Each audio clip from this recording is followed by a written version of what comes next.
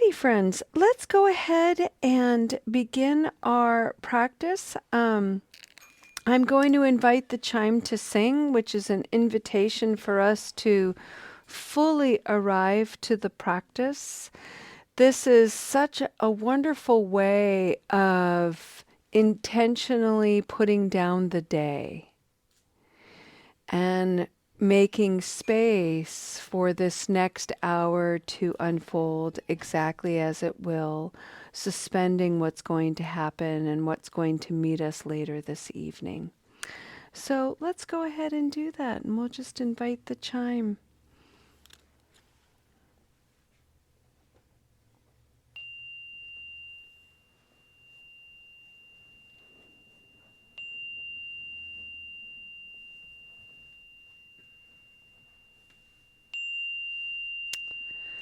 Welcome, everyone. This is Recovery Dharma. My name is Julia. I'm one of the facilitators in this beautiful community. I'd like to set the intention and the tone for our practice today with a sentiment of metta, loving kindness. And I just invite you to settle in. Find a posture in the body that feels at ease. Please know that if stillness is not available to you this evening, that is perfectly okay. If you're online and you're taking us out for a walk, thank you for doing that. And just out of respect for motion sickness, maybe turn your camera off. Our wonderful friend Mark in Santa Cruz often takes us to the ocean and keeps the video on the ocean, which is so beautiful. Some of you may be coming home from work and it's time to prep dinner for the family. And to have this on in the background is a wonderful way to practice. Just take a deep breath and arrive fully. This sentiment of metta, of loving kindness, was painted by Michelle in Florida. This one reads, "May you touch the nature outside of you to know the nature within." May you touch the nature outside of you to know the nature within.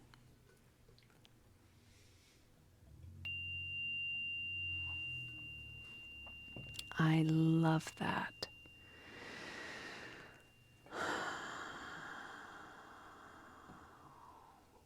When you think about the nature outside of you, what comes to mind? And can you turn the qualities of that nature, that external bit of nature, can you turn that inward and find similar qualities? For instance, today I was cleaning in the gardens, and I live out in the country and have a big prairie, so there's lots and lots of wild weeds, and they're very prickly and they're annoying to clean out, but they have to be cleaned out. And so what immediately came to my mind was prickly nature outside of me. And in what ways am I prickly? Now, for the month of April, friends, happy April Fools, happy Trickster Day. We are going to explore this archetype, the trickster. And the reason why is because the trickster is the vehicle by which we can really explore duality. The either or of life that many of us have been governed by. It's either this or it's that. Black or white, good or bad, right or wrong, light or dark. Eastern philosophy and Buddhist principles teach us that that is true. There are definitely aspects to life that represent these extremes. And it's not the whole truth. There's a whole swath in between.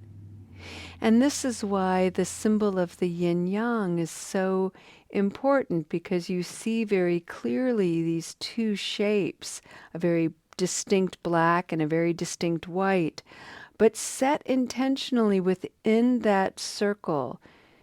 In the black section, there's a dot of white, and in the white section, there's a dot of black. There's both and as well. And so today, for our nature external to us and our nature inside us, that's the invitation. We can look at what's outside of us or what's inside. We can also look at what's outside of us and what's inside. What came alive for me was prickliness, sharpness, pokiness.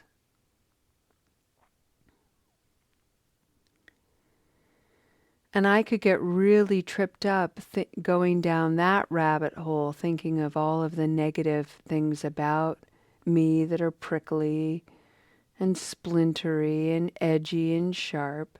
And all of it's true and not the whole truth, because the opposite exists as well.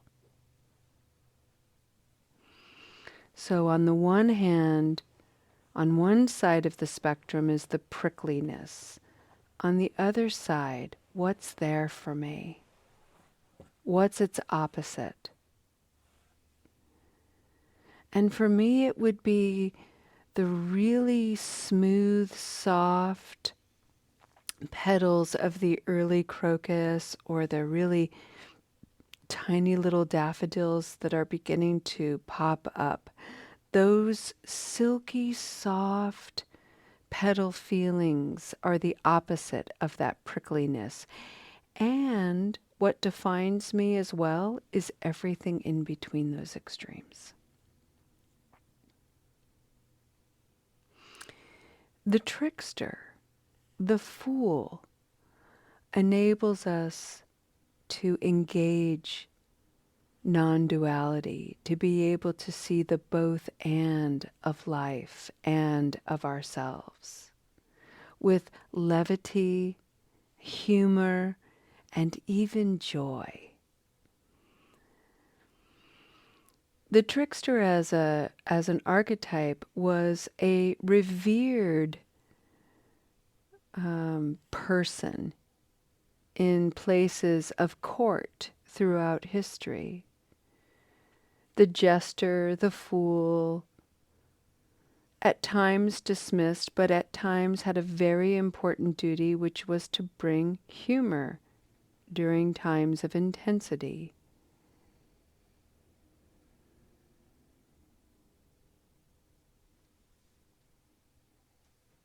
The ability to make a person laugh, the ability to poke fun, the courage and the daring that this individual must have is really something else. It's certainly not anything that I'm very good at, I don't think. I love to laugh and I love joy, but I'm not a jokester. I'm not a prankster, although I love surprises.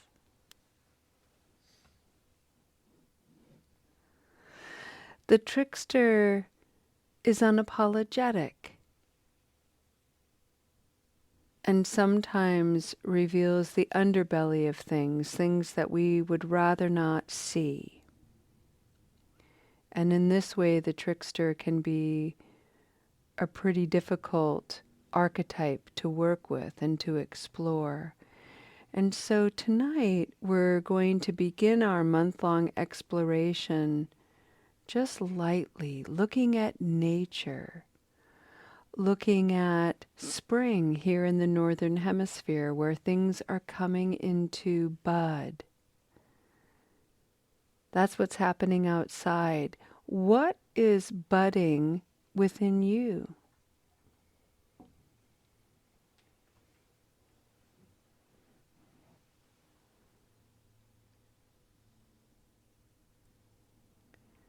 The earth is soft and malleable, unlike the earth in August after it's been sun-baked for a while. In what ways are you soft, fertile, open?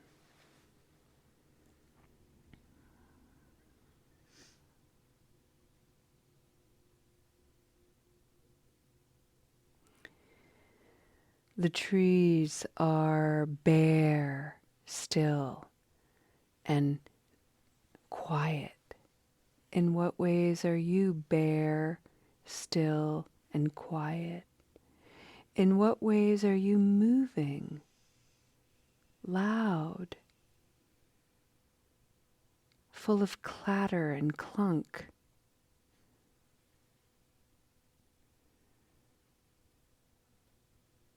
Use nature as a mirror. See yourself in it, and then see if you can find its opposite. And may this help broaden your story and your narrative of yourself.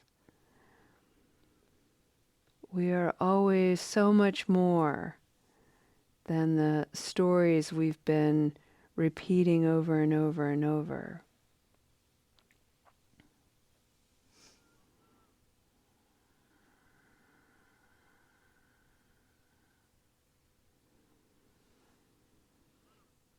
So let's take a few moments and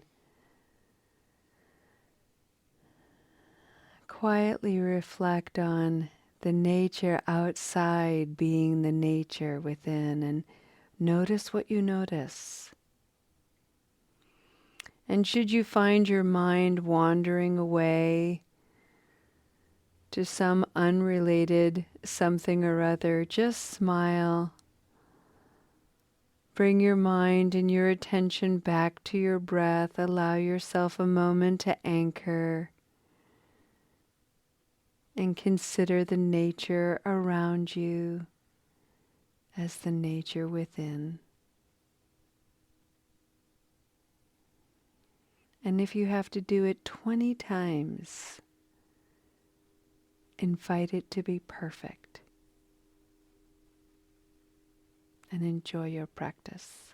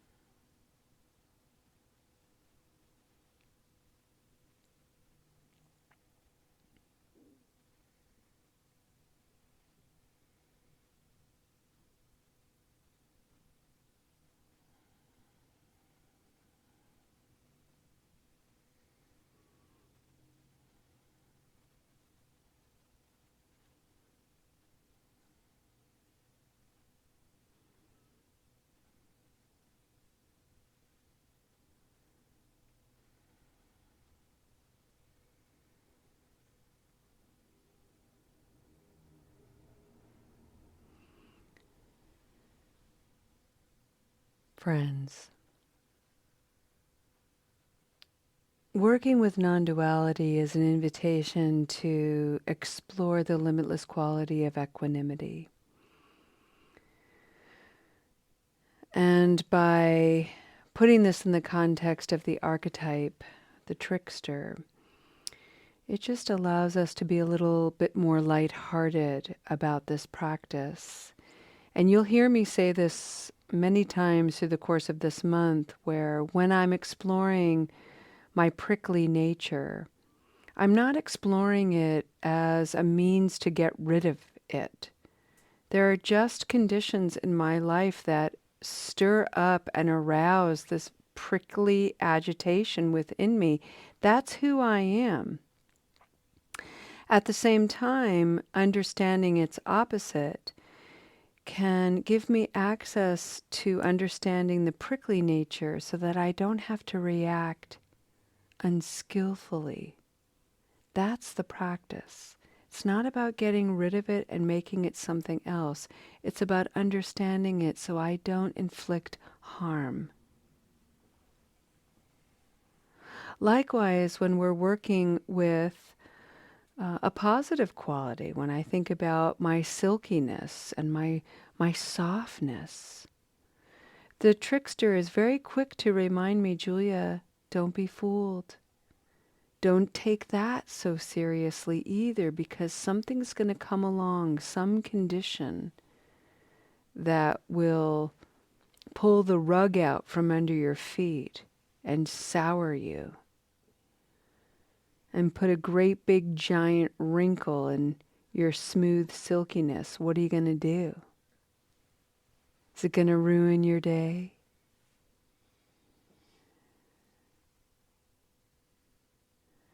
It's about holding these sistered qualities with a degree of friendly neutrality.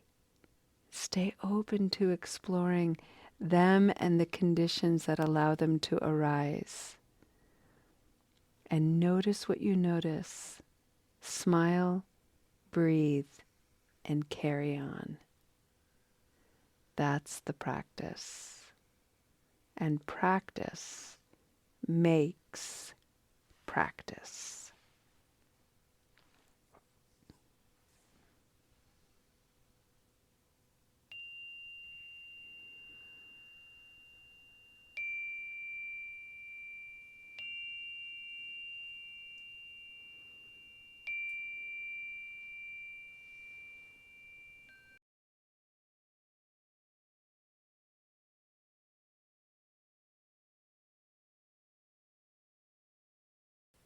Let's go ahead and end our practice with the dedication of merit.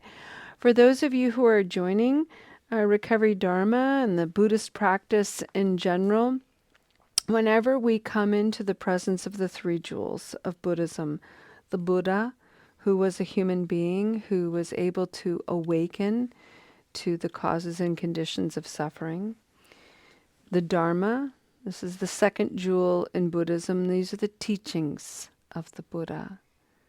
And then the third jewel is the Sangha, the community of wise friends gathered together to practice, to try on these teachings, to see how they come alive in each of us, to reject anything that doesn't work. And there may be things that don't work for you, that don't resonate. And know that one of the things that the Buddha made very clear was to be critical about it, to really examine these practices and make them come alive for you as a unique and magnificent human being. So whenever we come into the presence of these beautiful jewels, we dedicate the merit, we dedicate the goodness of this practice for ourselves and by extension for all living beings. So with that, I'd like to bring forward a moment of mindfulness by Thich Nhat Hanh. And I'm using this book titled Moments of Mindfulness. And I usually just randomly pick one. And here we go.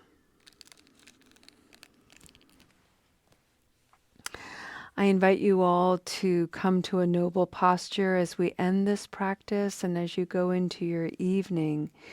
I invite you to reflect on the wisdom that was shared here today, and may it land in your heart and mind with an inspiring warmth. May any healing that you have received here today soften the edges of anything that might have hardened your heart, and may you extend that out through your radiant body to find anyone who's hardened, fearful, alone. Thich Nhat Hanh writes, there are thousands of channels in our consciousness. It's up to us to choose the channel. There are thousands of channels in our consciousness, options. It's up to us to choose one. May you choose with wisdom and reverence, and may your choice bring you joy and freedom. Thank you for your practice. Namaste.